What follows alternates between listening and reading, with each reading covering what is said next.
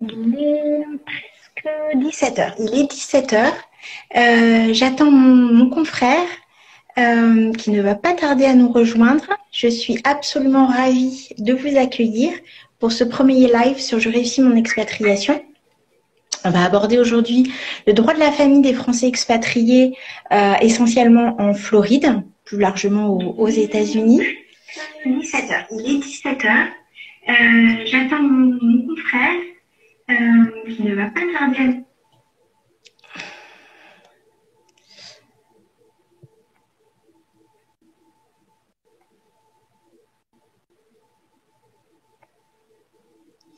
Est-ce que vous me rejoignez?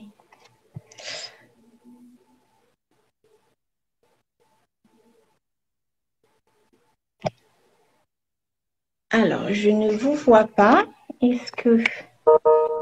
Bonjour. Super. Bonjour. Ça va? Vous êtes pile à l'heure. Oui. Très bien. Je mets tout sur le silence ici parce que j'ai tous les trucs d'ordinateur qui vont faire blabla partout. Oui, ça va résonner, sinon on va s'entendre en écho. Ah, je ne vous entends plus. Vous avez aussi... Non. Oui, là, je vous entends. Super. Super, super. Comment ça va? Très bien.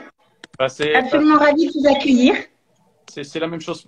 C'est la même chose pour moi. J'ai avec un client, alors j'essaie de changer de chapeau, mais premièrement, merci pour l'initiative. Je pense que c'est une chose qu'on a très besoin en fait, que parler, de vraiment bien s'associer en fait des deux côtés du pays, de la France, tous les côtés en fait. Tout à fait, tout à fait. Alors, je voulais vous remercier parce que je sais que vous êtes extrêmement sollicité en ce moment aux côtés des personnes de la communauté de Miami et vraiment, enfin voilà, on a suivi tout ça de France et je sais que vous faites beaucoup aux côtés de ces personnes qui ont souffert, notamment parce que vous êtes spécialisé en réparation du dommage corporel.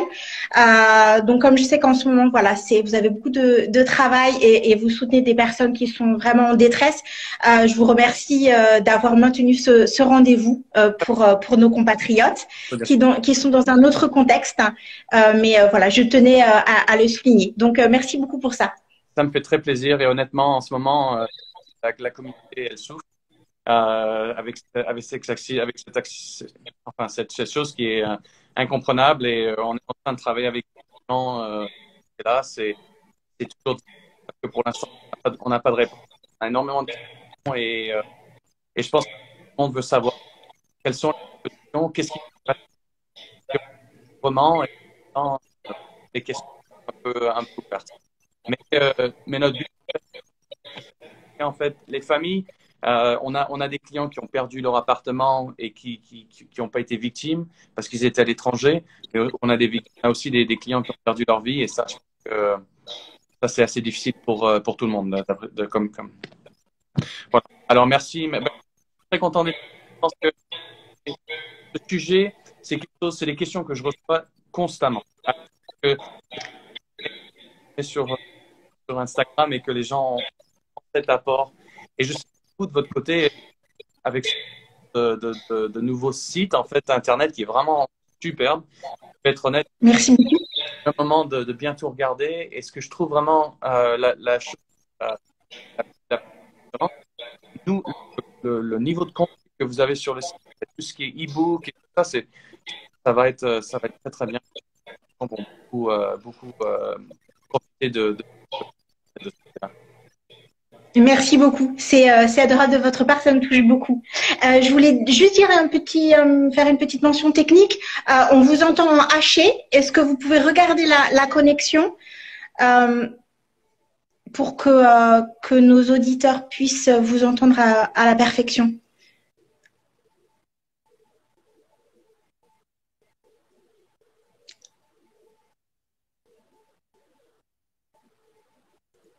Alors moi, j'ai la connexion avec Orange et la fibre, donc remettez le son. C'est mieux comme ça?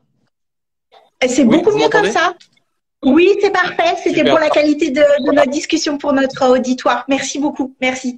Alors, je vais rebondir en fait sur l'échange qu'on a eu tous les deux pour préparer ce live. On a à cœur tous les deux d'être aux côtés de nos compatriotes et de les accompagner dans les dimensions vraiment internationales de leur parcours. Je pense que c'est notre point commun à tous les deux et de pas être dans une assistance vraiment one shot. On va faire telle procédure pour vous. Après c'est terminé. Bye bye. Continuez votre route. On est vraiment dans une perspective tous les deux d'accompagnement global de nos clients. Je pense que c'est ça qui nous rejoint et d'avoir ce regard qui est quand même en dépit de l'accroissement des relations internationales, ce regard très pointu, très acéré sur la dimension internationale. Je pense que c'est vraiment ça qui nous rejoint.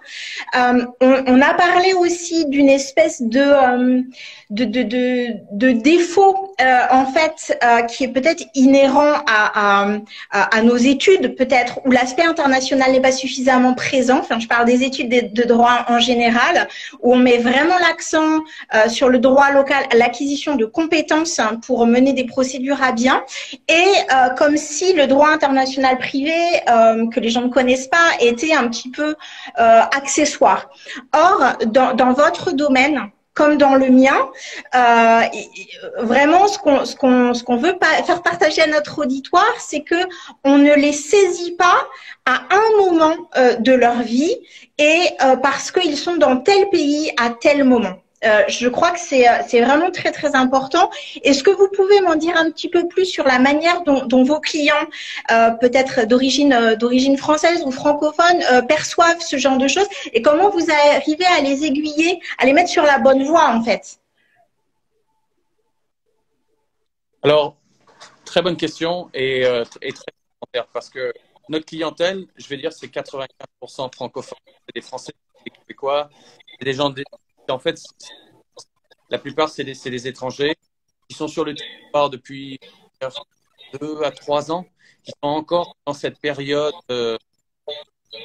d'apprendre quel est le nouveau pays d'accueil, en fait. Ils ont eu le visa, ils sont encore dans la période de l'huile de miel, qu'on appelle ça. Et ils cherchent encore un peu des…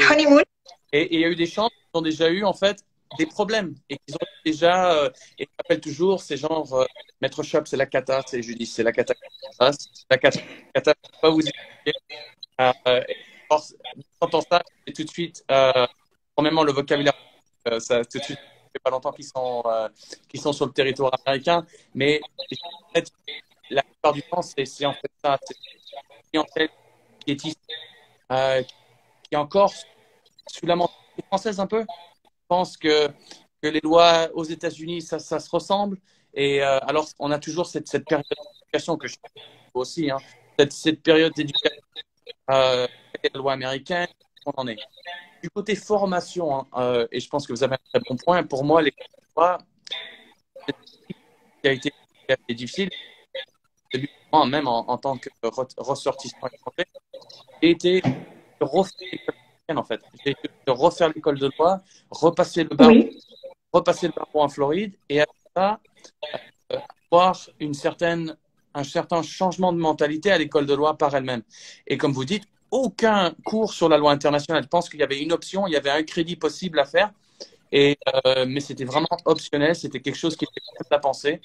Et même j'ai toujours su que quand je rentrais en Floride et que je passerais le barreau en Floride, j'aurais une clientèle qui soit en fait à peu près française. Alors, cet apport qu'on a, vous et moi, de ce côté, en France, en fait, que les lois, elles sont différentes, mais le français qui est dans une situation précaire, qui est en train de se passer, qui est venu avec sa compagne ici, sa femme, et était en amour, mais le stress de cette expatriation leur cause de prendre, de se mettre dans le système un peu, parce que des fois, c'est juste c'est une violence conjugale et tout d'un coup, ça chamboule, ça devient des choses incomprenable pour le français, pour le ressortissant français ou le québécois.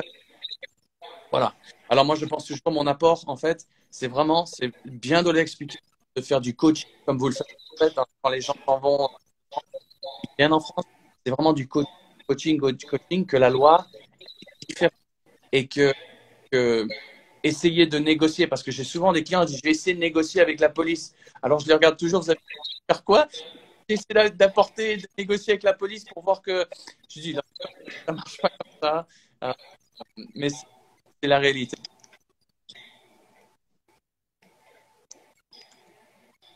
Et Très j'espère que j'ai bien. répondu à la question. Je pense que j'ai un tourné un peu. Oui, tout à fait, tout à fait. Je voudrais que vous partagiez avec moi aussi leur réaction en fait sur le caractère invraisemblable du discours qu'on leur tient. J'ai fait un post il y a quelque temps vraiment qui reflète 100% des réactions des clients quand on leur explique les mécanismes du droit international privé, notamment par exemple que la juridiction ne va pas forcément appliquer sa loi nationale, ou alors que la juridiction compétente, la loi qui va être applicable sont complètement dissociées, qu'un tribunal américain peut appliquer la loi française, que la juridiction française peut appliquer la loi d'un État américain. Et la réaction première des clients, c'est de dire, maître, c'est pas possible. Et on est obligé de leur laisser le temps d'atterrir et de leur dire si je suis désolée, je sais que c'est un bouleversement supplémentaire pour vous, mais c'est possible et c'est comme ça que ça va se passer.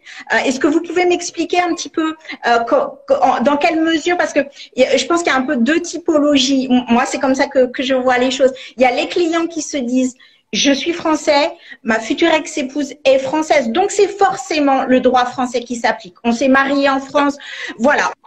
Et il y a l'autre catégorie, l'autre catégorie de clients qui disent mais je comprends pas, en fait on est naturalisé américain, c'est forcément du juge américain, la loi américaine, ils veulent entre guillemets plus entendre parler de la loi française. Et en fait quand il y a je termine juste, et, enfin voilà, pour vous laisser le temps de répondre sur ces différents phénomènes. Mais en fait, dans la mesure où nous, on intervient sur des contentieux qui sont relativement lourds et à rebondissement, ça veut dire que les époux ne sont pas d'accord. Et la première des choses qui se passe, c'est quel est le premier des deux qui va dégainer, qui va saisir la juridiction pour faire acter que c'est cette juridiction qui va juger et cette loi qui va être applicable.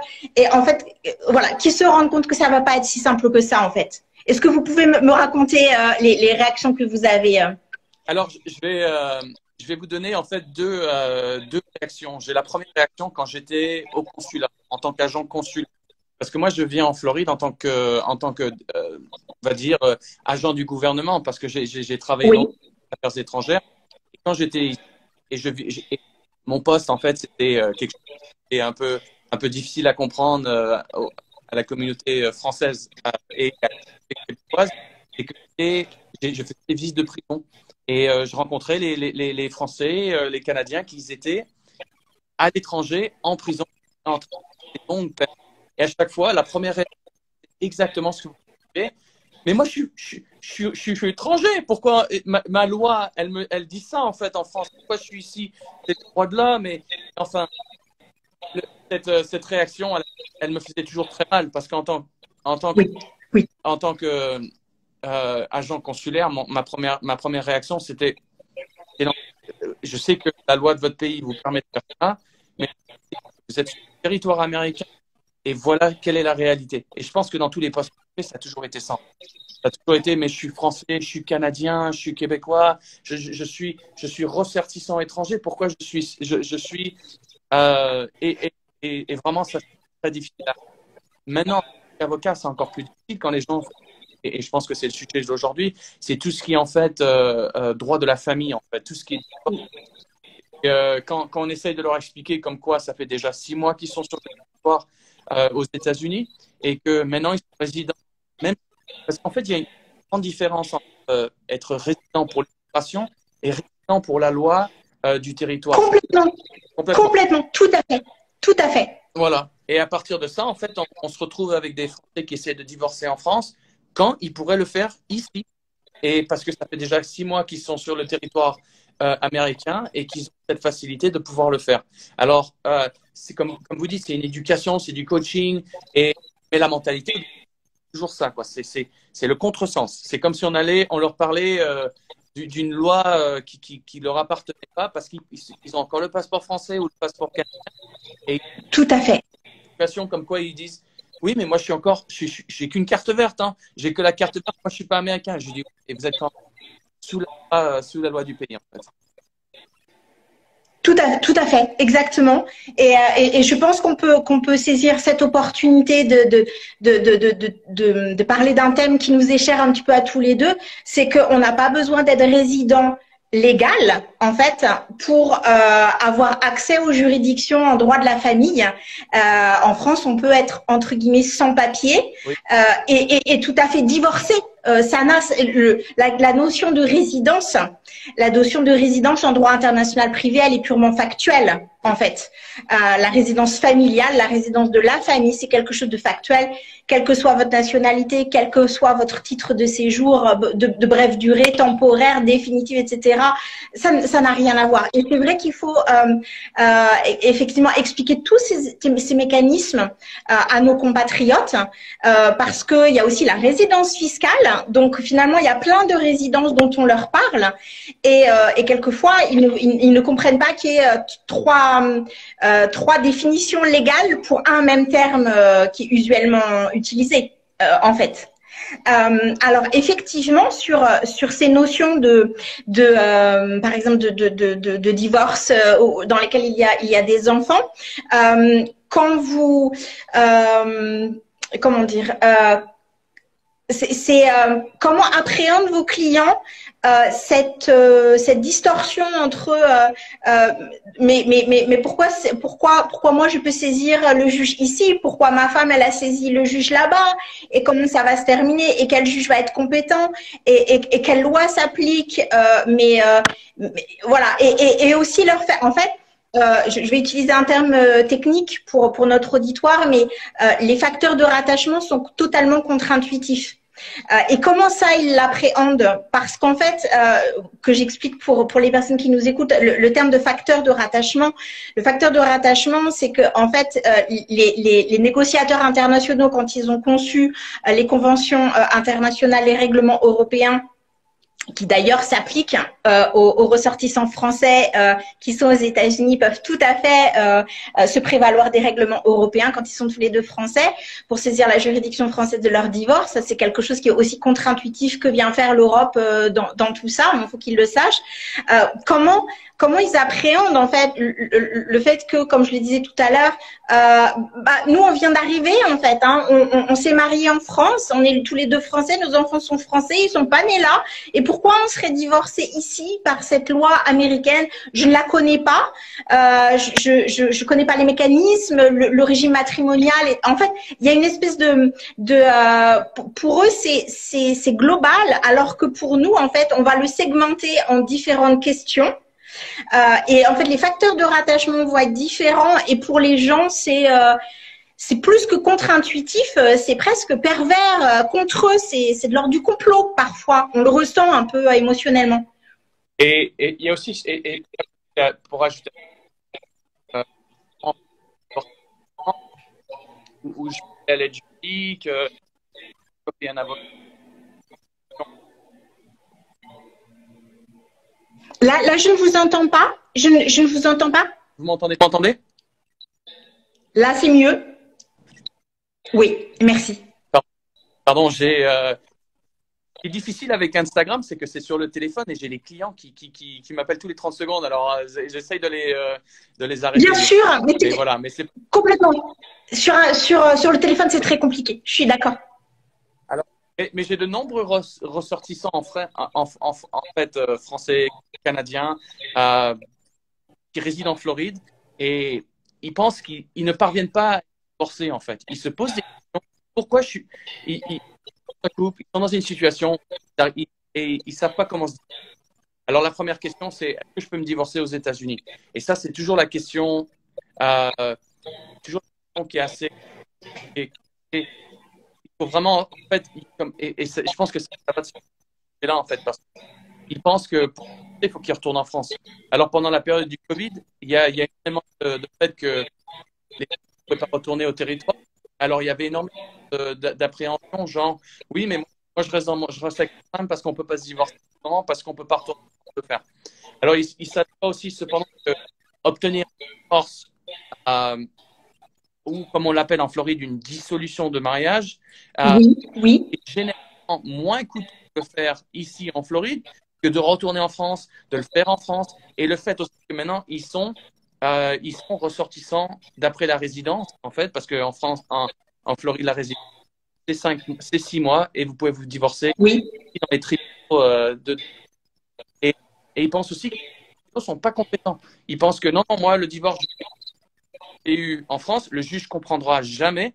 Et il y a une vérité, parce que quand on présente le couple, oui, je suis marié en France, et le juge nous dit, mais pourquoi vous ne les divorcez pas en France? Ben, il y a une genre d'éducation qui se passe de ce côté-là. Et surtout, il y a des biens. Alors là, les enfants, plus ou moins, mais parce qu'en fait, l'enfant, même, si un enfant en France sans l'autorisation de l'autre parent pendant le divorce, il kidnappe l'enfant. Et la loi américaine, alors les choses, elles deviennent très, très complexes à cause de ça. Mais la plupart du temps, ils pensent que le juge n'est pas et qu'il y a des accords internationaux en fait, qui sont sur tous les mêmes pays, les mêmes. Ils pensent que toujours que le juge ne va pas comprendre, l'avocat qui ne parle pas français, parce que la plupart du temps, ils se retrouvent avec des avocats qui ne parlent pas français. Alors, ils pensent toujours qu'à peu près en France. Alors, c'est pour nous, c'est une éducation, mais enfin, il faut penser que il y a vous en France et il y a moi aux États-Unis et il y a toujours des options, il y a des relations entre avocats qu'on peut former et qu'on peut vraiment aider. Et je pense qu'en fait, de ce côté-là, c'est une facilité. Parce que moi, en étant en Floride, je peux les divorcer en France, mais même la chose qui se passe, c'est que c'est propres en France, le reste, et c'est propre. Je pense que ça ne peut pas rentrer dans la dissolution du mariage. Alors, c'est énormément d'éducation, et je pense que c'est ça, et c'est pour ça que vous mettez tellement d'informations sur le net et dans le domaine public, en fait, parce que moi, c'est mon but, en fait, c'est toujours cette éducation, c'est de s'asseoir avec eux et bien leur expliquer et que notre cabinet peut les aider à quelqu'un en France et aux États-Unis. Oui, tout à fait, tout à fait. Je pense que ce que les gens aussi, ce qui est vraiment déplorable, c'est qu'il n'y a pas d'informations, comment dire, presque exhaustive et que la plupart des personnes ont fait beaucoup de recherches pour pouvoir avoir le bon visa, le bon titre de séjour, pouvoir s'établir. Vous en parliez comment dire, les expatriés se posent beaucoup de questions sur le plan fiscal, sur le plan de sécurité sociale, etc., etc. Et en fait, finalement, les gens peut-être se fondent sur des présupposés qui sont erronés, de se dire, bah voilà, encore une fois, on est français, donc on s'est marié en France exprès pour pouvoir venir, parce que il y a aussi ça qui revient beaucoup, que les gens se marient exprès pour pouvoir s'expatrier, parce que ça va être beaucoup plus facile d'avoir le visa en tant que conjoint, etc. Ça va être beaucoup plus clair, voilà.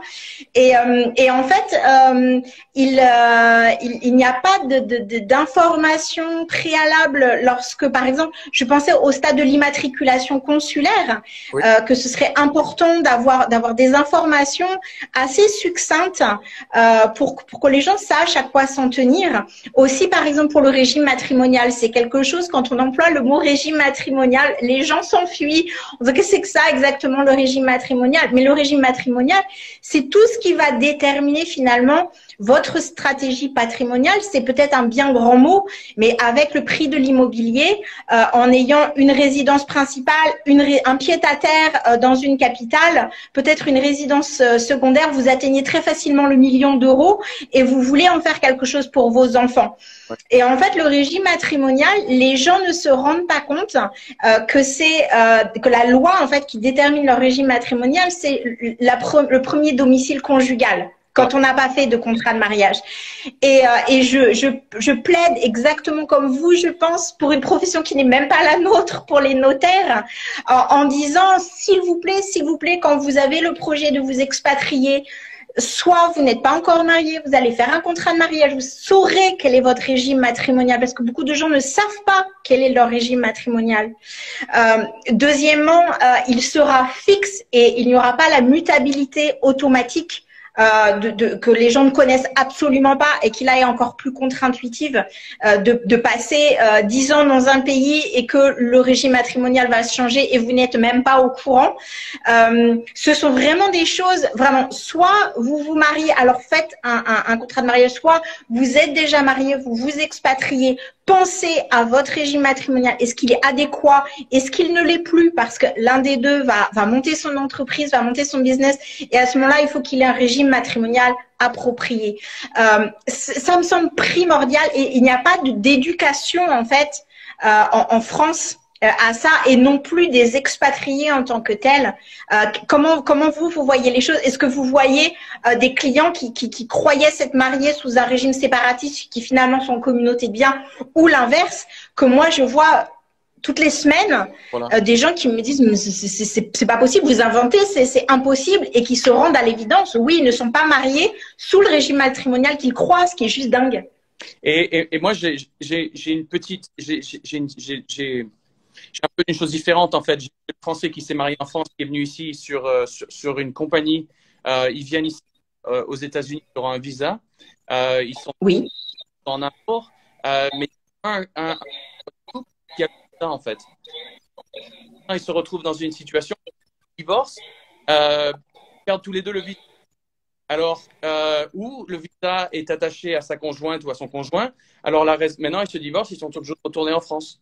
Et où ils perdent l'accès au territoire. Mais ça fait 6 mois qu'ils sont en Floride, ils doivent se divorcer en Floride, mais ils doivent retourner parce qu'ils n'ont plus de visa. Alors, il y a énormément de Français maintenant qui se divorcent hors statut aux États-Unis, qui n'ont plus de visa d'immigration. Mais ça, c'est quelque chose qui est… Alors, il faut penser que, en fait, ce mariage par lui-même, il a énormément de conséquences. Complètement. Complètement. Et alors, moi, j'avais un couple récemment, un de nos clients ressortissant suisse, qui a trouvé sa compagne ici en Floride, marié à Miami. Et lorsque le mariage n'a pas fonctionné, il est reparti en Suisse, essayer de se divorcer. Il pensait qu'en étant étranger, encore, il devait aller dans son pays natal pour se divorcer. Tandis que le fait qu'il s'est marié en Floride, il devait se divorcer en Floride. Alors, maintenant, on a un couple qui est séparé, il ne peut pas revenir parce qu'ils n'ont plus le visa. Et je pense que, et comme vous dites, il y a un manque d'informations là. Mais, Complet. Et je pense qu'en fait, c'est assez, parce que j'ai été du côté consulaire, parce qu'en fait, on recevait tout le temps d'appels à l'étranger en tant que consulat. Oui, je dis, maintenant, qu'est-ce que je vais faire? Je dois me divorcer ici. Il faut penser aussi qu'une chose qui est très importante à souligner, c'est que l'avocat de famille en Floride, c'est la seule loi où l'avocat, vous ne payez pas, peut arrêter de travailler sur votre cas. Alors, c'est quelque chose de très cher. Et alors, il faut toujours faire attention comment on rentre dans une relation avec un avocat ici à l'étranger, surtout pour se divorcer. Parce que la réalité, c'est que ça peut être très, très cher s'il y a des biens à l'étranger, s'il y a des biens en Floride et s'il y a des biens, il y a des enfants. On n'a pas encore parlé des enfants, mais de ce côté-là, je pense que les choses, elles peuvent aussi… comment on a…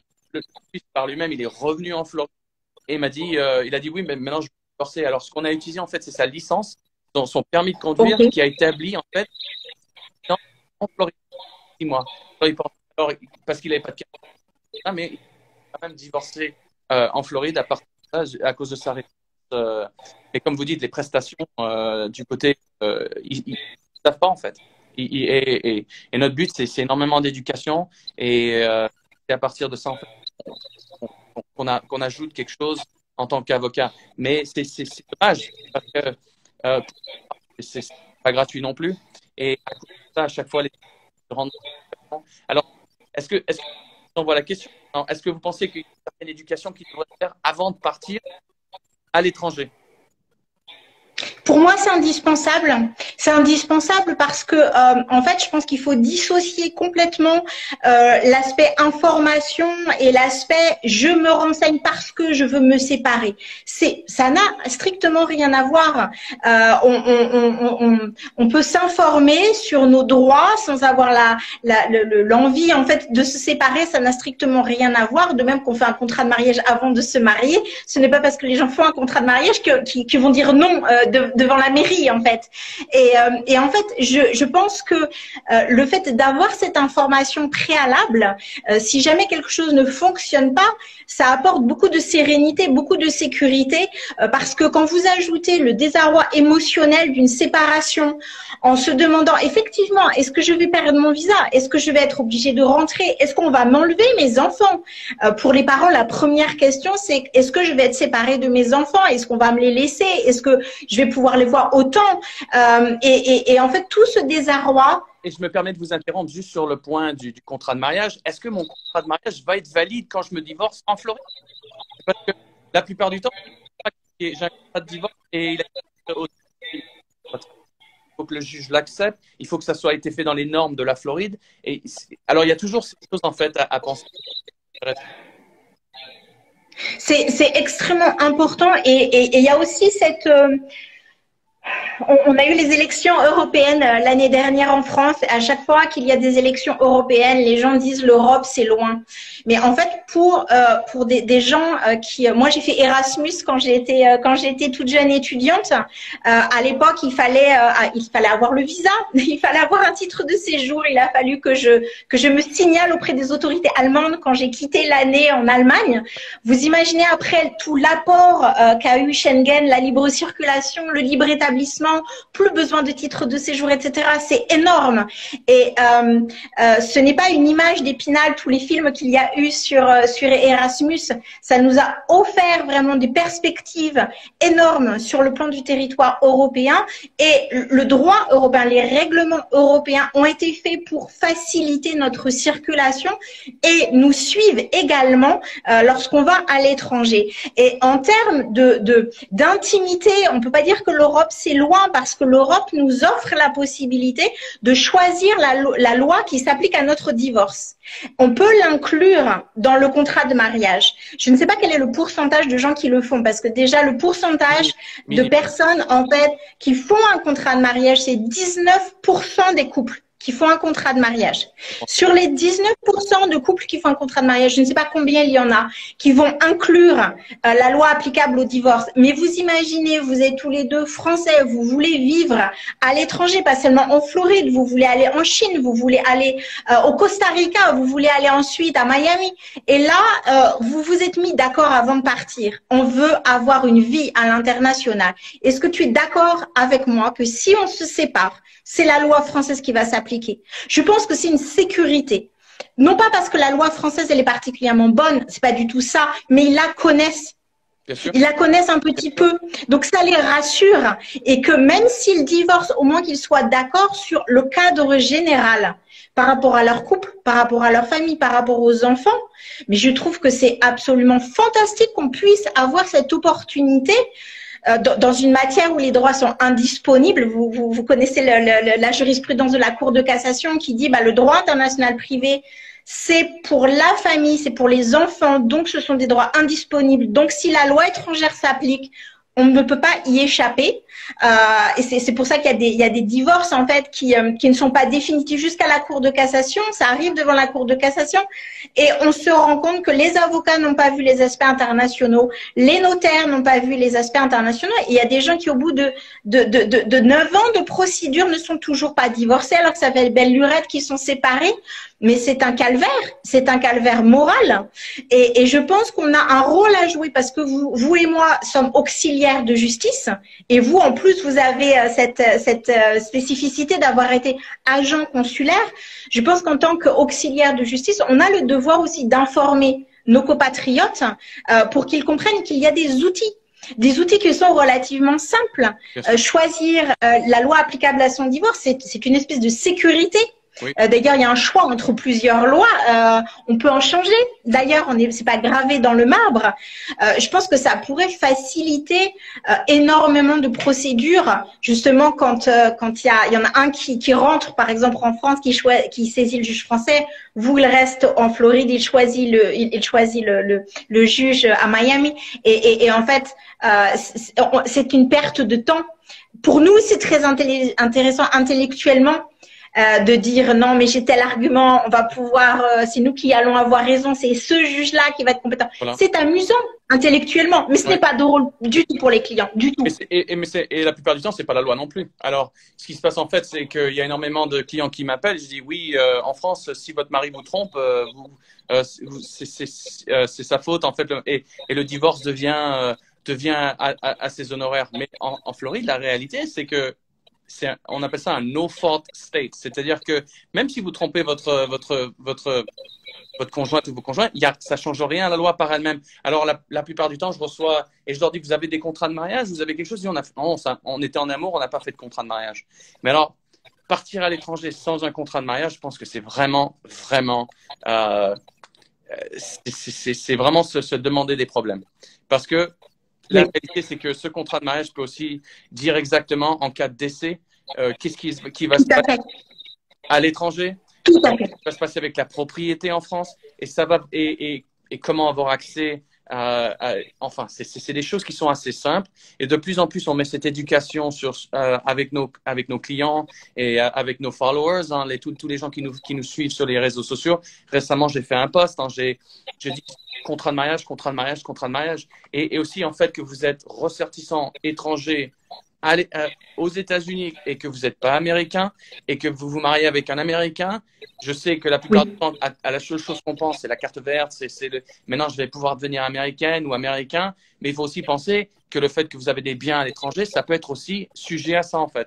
Alors il faut penser que ce contrat de mariage par lui-même peut vous sauver énormément et aussi dire quelle loi. Et alors là, ça devient un peu plus complexe parce que maintenant, il y a une négociation entre l'Américain et le Français qui se marient. Quelle loi on doit adopter? Alors l'Américain va dire oui, nous, c'est la loi aux États-Unis. Le Française va dire oui, c'est la loi en France. Alors c'est là où vous et moi, on rentre en ordre et on se dit voilà ce qui se passe. Ma cliente, elle veut se marier aux États-Unis, mais elle veut que la loi française s'applique parce qu'elle a des biens, elle a une famille, elle a quelque chose qui est déjà aux États-Unis, en France. Et moi, vous me dites, oui, Maître Shop, voilà ce qui s'en passe. Et là, on se fait un contrat, on a une entente entre vous et moi, et les clients sont mieux servis comme ça. Et je pense que c'est vraiment quelque chose qu'on peut apporter, mais cette information, elle, comme vous dites, elle est pas disponible. Et je pense que la seule chose qu'on pense, c'est le rêve de partir à l'étranger. Et on n'y pense pas qu'il y a tellement de conséquences. Et c'est pour ça qu'ils me disent toujours, on n'y avait jamais pensé. C'est toujours la même question. Quand je leur pose, vous n'avez pas fait un contrat de mariage, vous avez des assurances, vous avez de l'argent pour un avocat, au cas où on n'y avait pas pensé. On n'y avait pas pensé. Alors, si on peut faire une éducation au préavis avant qu'ils partent, je pense qu'on gagne. Et en tant qu'agent consulaire, c'est ce qu'on faisait. On essayait de les informer à la source. Mais quand ils étaient ici, la plupart du temps, c'était trop tard. Et même si on pense, parce qu'on est vraiment des peuples assez assistés, on va dire, avec nos gouvernements qui nous cajolent. Mais quand vous arrivez à l'étranger, ils appellent le consulat, ils disent oui, mais je me divorce, j'ai besoin d'un avocat, est-ce que le consulat me le donne? La réponse est non. Au nombre de ressortissants étrangers aux États-Unis, partout dans le monde, ça serait impossible en tant que gouvernement à l'étranger de payer tout ça. Alors maintenant, ils appellent un avocat et l'avocat leur donne la mauvaise nouvelle qu'un avocat aux États-Unis à l'étranger, ça peut être très cher. Et la réponse est on s'y attendait pas, on était en amour, on pensait que tout allait bien. Mais aussi, il y a ce stress, et je pense que vous avez souligné ça, très important, il y a le stress de devenir expat. C'est de partir dans un autre pays.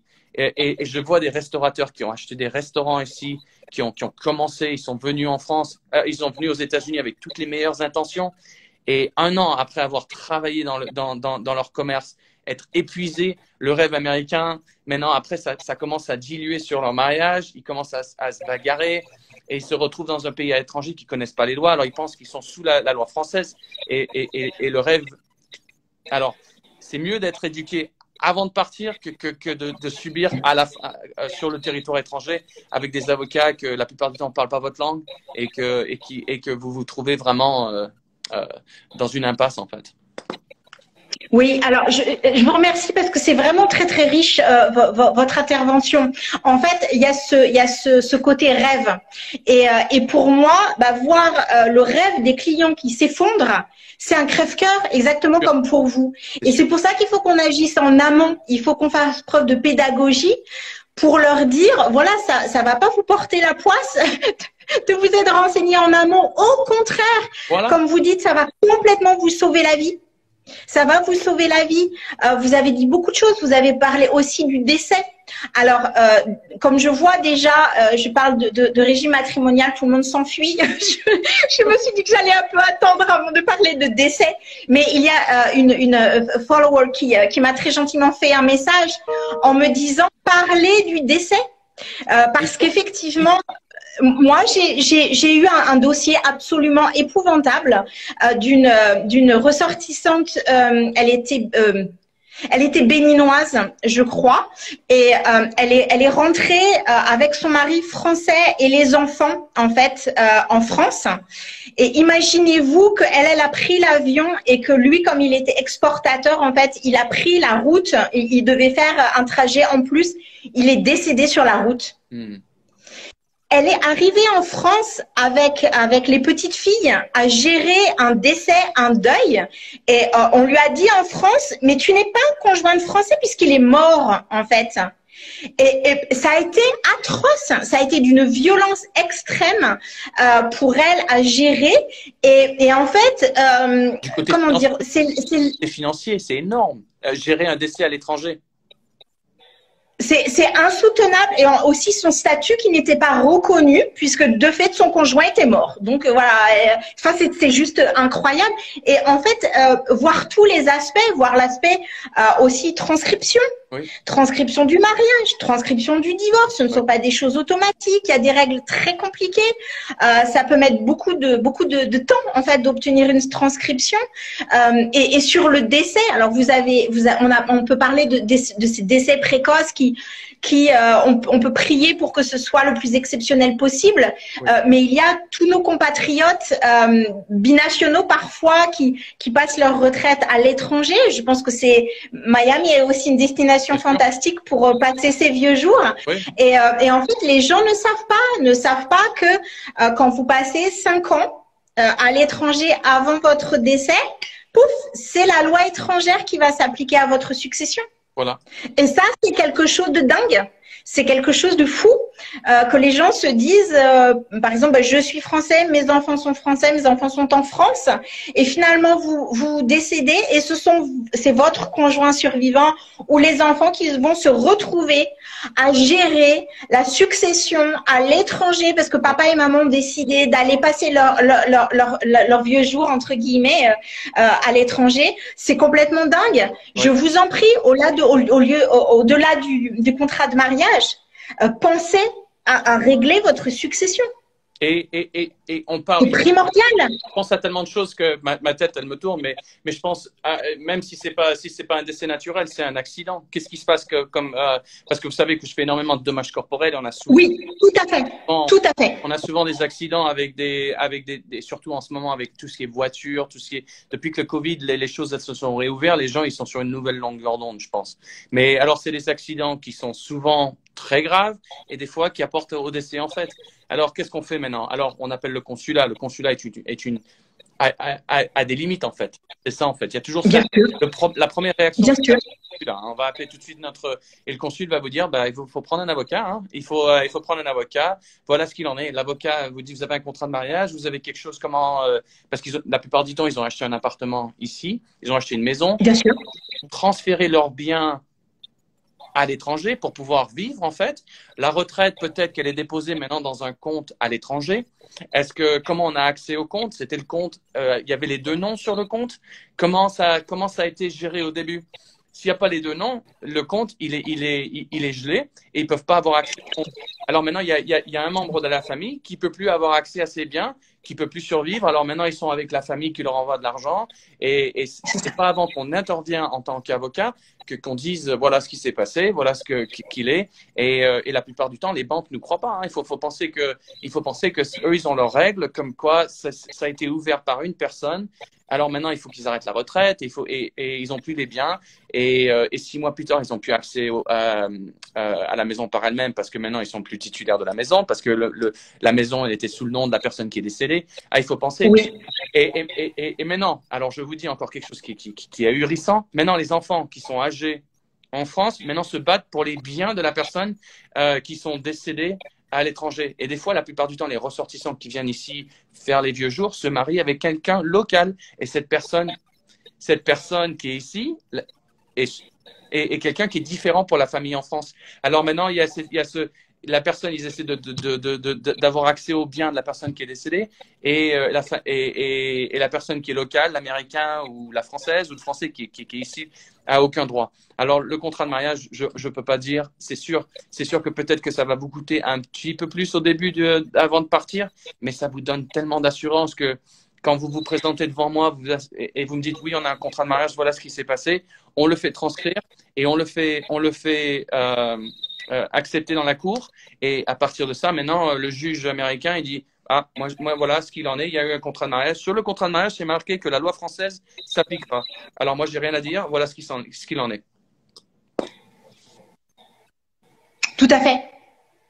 Tout à fait. Il y a cette question de famille recomposée aussi qui est complètement, qui crée encore plus de difficultés. Oui. Et quand on a des enfants d'un premier lit, un remariage, ne pas faire de contrat de mariage, ne pas régler sa succession, c'est un petit côté kamikaze quand même, voilà, parce que il faut penser, vous pensez au rêve américain. Je pense que quand on termine sa vie de manière peut-être tragique ou voilà de simplement naturelle, au moins que le conjoint, les enfants gardent toute la bonne image de votre personnalité et ne se disent pas mais pourquoi papa n'a pas pensé à nous, pourquoi mon mari n'a pas pensé à moi, et en fait c'était pas qu'il a pas pensé, c'était de l'ignorance. C'était le rêve. C'était pas de la négligence, c'était de la, mais finalement qui doit se battre pour avoir des droits évidents. Bah finalement le conjoint ou les enfants. Vous avez parlé des comptes bancaires.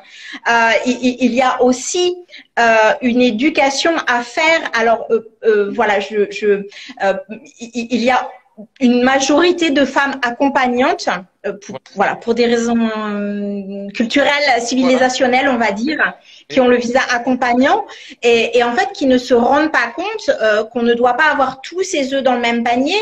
Et je rencontre des clientes qui ont une procuration sur un compte bancaire du conjoint. Vous imaginez le conjoint qui décède ou le conjoint qui a une double vie, le conjoint qui en a marre en fait, qui prend ses clics, ses claques et qui vous laisse avec les enfants, qui retire la procuration sur le compte. Et les clientes me disent mais je n'ai même pas d'épargne en fait, quand j'ai tout mis dans son business, quand il est arrivé, on y croyait à fond, j'étais à ses côtés. Et ça marche dans les deux sens, hein, voilà, le fautif ou la personne qui met fin, c'est dans les deux sens. Et on se dit, voilà, c'est fantastique d'avoir cette confiance aveugle, d'avoir cet enthousiasme, de supporter votre conjoint, c'est magnifique. Mais par pitié, gardez un petit peu un matelas, une réserve, des liquidités, un montant auquel vous avez immédiatement accès en cas de problème. Vous ne pouvez pas hypothéquer votre... Regardez dans le pays natal, je pense que c'est énorme même parce que tout à fait. J'ai une cliente qui m'a dit exactement ça. Elle m'a dit, j'ai rien aux États-Unis, mais avant de partir, j'avais sur mon compte CCP en France, j'ai 20 000 euros. Alors, est-ce que je peux l'utiliser pour venir payer mes factures à l'étranger? J'ai dit, bien sûr. Alors, ces 20 000 euros, ça l'a sauvé en fait. Il faut penser à ça, ça l'a sauvé. Et dans tout ça, il y a eu une certaine aisance que si elle n'avait pas eu ces 20 000 euros, qu'est-ce qu'elle faisait? Elle mangeait à la soupe populaire, elle ne peut pas payer un avocat. En fait, et et se retrouver avec les deux enfants, comment même retourner en France. Il faut penser qu'un billet d'avion, c'est pas gratuit non plus, hein. Alors, ça arrive à ce stade en fait qui est et ils sont là, ils pleurent dans mon bureau et c'est sûr qu'on les aide parce que en tant qu'avocat, il faut penser qu'on a cet honneur d'être avocat parce qu'alors il faut Tout à fait. aider les gens, c'est un honneur. Et aider les gens, c'est quelque chose qui est très proche pour moi. Alors c'est sûr qu'on essaye de les aider le plus possible, mais il y a aussi les réalités que s'ils n'ont pas de biens, ça peut être difficile pour pousser l'affaire. Mais la loi aussi aux États-Unis nous donne certains recours, comme les pensions alimentaires, le fait qu'ils soient sur le territoire ici aux États-Unis. Maintenant, le mari français est susceptible, et ça c'est toujours une belle surprise, hein, si le mari, tout d'un coup, il sait que non, je l'ai quitté, on est français. Je dis non, vous êtes sur le territoire américain, alors vous lui devez une pension alimentaire. Des fois, il y a des recours. Il faut aussi penser que du côté familial, on peut demander les frais d'avocat pour le divorce à la partie adverse. Et si c'est l'argent à l'étranger. Alors, il y a des manières de bien remettre les choses en ordre, mais c'est sûr que et ça revient au premier point de notre conversation, que c'est cette éducation et ce choc au début, comme quoi, je suis susceptible à la loi américaine. Et des fois, ça peut les aider, des fois, ça peut leur nuire, mais des fois, ça peut vraiment les aider, ça peut vraiment les sortir des troubles qu'ils ont présentement. Oui, tout à fait. Et je pense que ça peut être précieux en fait pour nos followers de voir cette conversation entre nous, parce qu'en fait c'est pas parce qu'on est sur Instagram que voilà, le rêve de l'expatriation est toujours éclatant et flamboyant. En fait, il y a des situations vraiment tragiques. Vous l'avez vécu en qualité d'agent consulaire. Et vous aussi. Moi, je suis aussi consultée parfois de l'étranger par le consulat qui me dit on a une dame, c'est catastrophique, qu'est-ce que vous pouvez faire? Effectivement, dans des cas extrêmes de violence conjugale où il y a une obligation de sauver sa peau, de quitter le domicile conjugal avec les enfants, parce que là il y a un vrai danger en fait imminent. Je pense que oui, il y a les ressources, il y a des infrastructures, mais tout le monde sait que ces infrastructures sont déjà complètement submergées. Et si on peut avoir mais c'est pas des sommes faramineuses, mais quelques milliers d'euros, comme vous dites, prendre une chambre d'hôtel pour au moins avoir son esprit à soi, sécuriser ses enfants, pouvoir avoir une consultation avec un avocat qui est spécialiste de votre difficulté, parce que par exemple en France nous avons la même chose que vous, enfin l'aide juridictionnelle, legal aid, c'est la même chose, mais le temps de saisir un avocat, voilà, tout ça peut être quand même assez compliqué. Il faut pouvoir subvenir à ses besoins et voilà, pouvoir maintenir ses enfants dans un environnement convenable, et il faut prendre ses précautions avant de partir. Ce n'est pas de la défiance vis-à-vis du conjoint, c'est juste prendre ses précautions et pouvoir savoir qu'on peut compter sur soi et qu'on peut sauver sa peau. Voilà, on peut tous traverser des périodes difficiles, un burn-out, quelque chose qui fait qu'on n'est plus nous-mêmes, qu'on sature. Ça peut arriver aux femmes, ça peut arriver aux hommes. Bon, il faut pouvoir prendre un petit peu de recul. Et effectivement, la détresse, quand on est à l'étranger, ça devient tout de suite beaucoup plus compliqué. Aussi parce qu'on peut être perçu comme mais vous êtes un expatrié forcément, voilà. Mais non, mais pas du tout. Je suis en détresse voilà. Et sur ce point, j'entends énormément de clients qui nous disent je suis pas américain. Alors, j'ai pas accès, parce qu'on leur dit, en fait, quand ils signent la carte verte et ils signent leurs documents, c'est bien écrit qu'ils ne prendront aucune ressource du gouvernement américain tant qu'ils ne deviennent pas américains, alors citoyens. Alors, leur première réaction, c'est je ne suis pas américain, je ne peux pas avoir accès à l'aide juridique, je ne peux pas avoir accès à aller dans un refuge pour femmes battues ou hommes battus, en fait. Et sur cette perception, ce qui est fausse, hein, parce que si vous êtes en détresse avec un homme qui vous abuse ou une femme qui vous bat, vous pouvez aller dans les refuges ici aux États-Unis.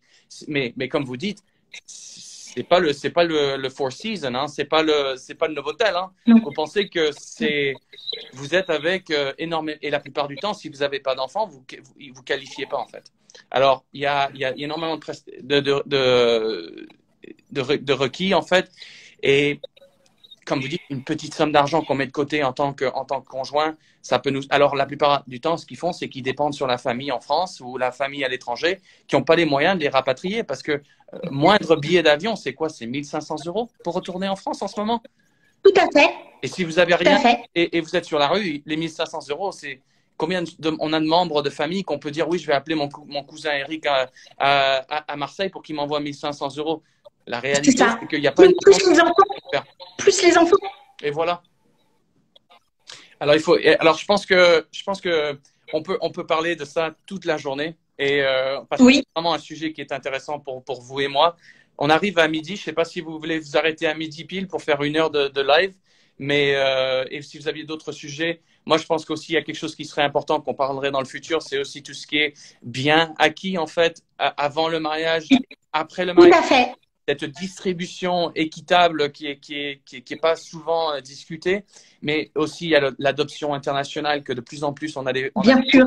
on a des couples qui sont à l'étranger qui peuvent pas concevoir. Alors ils veulent adopter, mais ils sont à l'étranger, ils sont pas américains. Comment faire venir cet enfant adoptif? Tous des sujets qui sont passionnants pour nous en tant qu'avocats, mais qui sont aussi très difficiles pour les familles qui le font. Très douloureux. Très douloureux.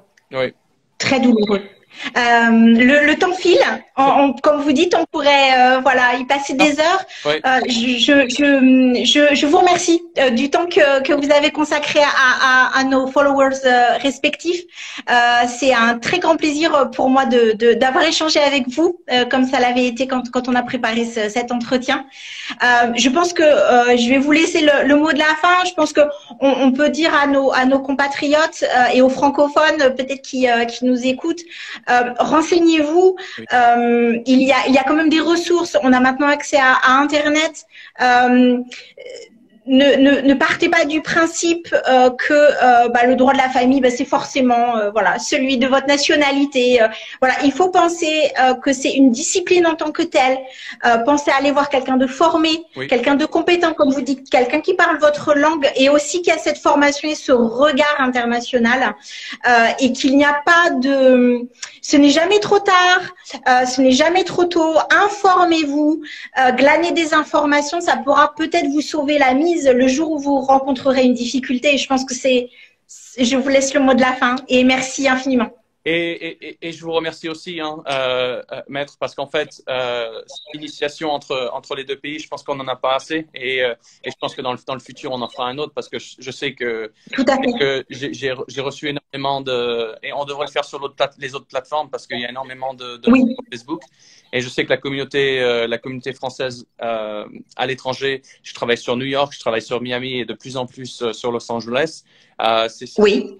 Juste ces 3 plaques tournantes ont énormément de ressortissants français.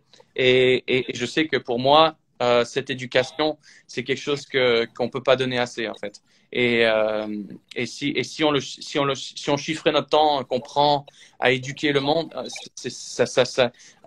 on n'y arriverait pas. Mais moi, je pense aussi que la raison pourquoi j'ouvre mon cabinet ici à l'étranger, c'est exactement pourquoi. C'est pour ça, parce que je recevais énormément d'appels au consulat. Je suis dans la mouise, je sais pas quoi faire. Et ça m'a donné vraiment la puce à l'oreille. Même si au début, c'était juste à propos des accidents de voiture, des accidents, du dommage corporel. Mais maintenant, ça devient un besoin familial et il y a des choses de plus en plus. Et on pourra aussi parler des arnaques dans le futur, des Français qui viennent ici avec une fausse promesse. Et cette promesse que si vous contactez, vous en France, et vous dites, oui, je pars à l'étranger, voilà mon plan, voilà ce qu'il en est, je suis sûr que vous pouvez prendre une demi-heure avec eux, 30 minutes avec eux pour leur dire, est-ce que t'as pensé à tes assurances, t'as pensé à ton contrat de mariage, t'as pensé à ton permis de conduire, qu'est-ce qu'il te faut? Et ça leur donne la puce à l'oreille, et vos services, vous pouvez pas les chiffrer assez, je pense, parce que vous allez leur sauver la vie, en fait. Il faut penser à ça. Complètement. Je m'étais noté une dernière chose, un dernier point sur lequel je voulais insister parce que ça me tient à cœur. Voilà, le réflexe quand on se sépare, ne pas rentrer dans son pays d'origine avec les enfants sous le bras. Ah oui. Alors ça, c'est quelque chose. J'ai tellement de personnes dans mon cabinet qui me disent le réflexe, j'ai pris mes enfants, je suis partie, c'était l'enfer. En fait, c'est de l'enlèvement international. Restez sur place, prenez des conseils, renseignez-vous, prenez un avocat sur place, commencez les démarches, constituez des preuves. Une fois que vous avez quitté le pays, c'est de l'abandon du domicile conjugal et pire encore, c'est de l'enlèvement international et ça devient du pénal. Voilà. Et là, vous êtes dans les problèmes par-dessus la tête parce que la première chose que le juge va faire, c'est de faire repartir l'enfant là où il était scolarisé parce que c'était son milieu de vie. Voilà. Donc ça, c'était une chose que je m'étais notée parce que il ne faut pas quitter le pays, il ne faut pas que ce soit le réflexe. Ce n'est pas le bon. Oui. Ce n'est pas le bon. C'est pas le Consulter un avocat. Parler au consulat, je pense que le consulat oriente sur ce type de choses et dit au moins ne quittez pas le pays avec vos enfants, surtout pas. Surtout pas. C'est vraiment la dernière des choses à faire. Et moi, je vais donner un petit plug, on va dire une petite dédicace à une association qui a récemment, je pense que ça fait déjà 1 an, qui est à Miami, qui s'appelle Entraide Floride. C'est le consulat, consul local qui s'appelle consul Laurent Galisso, une grande personne, énormément la communauté ici à Miami. Il a eu cette initiative de commencer Entraide Floride pour les gens qui se retrouvent dans des situations précaires. Et c'est pour ça que si vous avez des questions, le consulat, Entraide Floride, mon cabinet, les cabinets des autres avocats qui sont sur les listes consulaires parce que c'est des listes qui sont assez sérieuses. Et s'ils ne veulent pas vous aider, moi je suis là et on le fera, on fera du pro bono, ça ne nous dérange pas du tout. On est vraiment là pour la communauté, puis on aime la communauté parce qu'elle nous offre tellement. Alors merci maître et on se voit bientôt et on se verra sur Instagram. Merci infiniment. Allez, bon appétit à Miami et bye bye. À bientôt. Merci 1000 fois. Bye bye. Au revoir, bis. Au revoir.